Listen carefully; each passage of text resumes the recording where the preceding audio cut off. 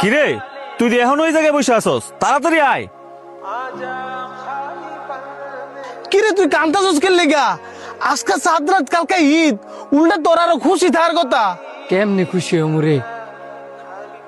এই যে রমজান মাসে 30টা দিন কেমনে কেমনে না জানি গেল গা। এই যে এত এত ফাপ করছি, এই ফাপ কি মোচন করতাম পারছি? এই যে রমজান শেষ, আমরা আবার ফাপে লিপ্ত হয়ে যাবো গা। জানোস কি ভাইবা কান্তাছিলাম? আমরার জন্য হয়তো বা সাত রাত, কিন্তু যারা কবরবাসী আছে, অনেক অনেক পাপ কাজ করছে, তাদের আবার আযাব শুরু হয়ে যাবে।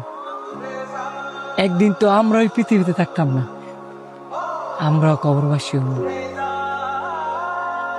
এই যে আমরা এত পাপ কাজ করতেছি, আমরাও কিন্তু আযাব শুরু হইব।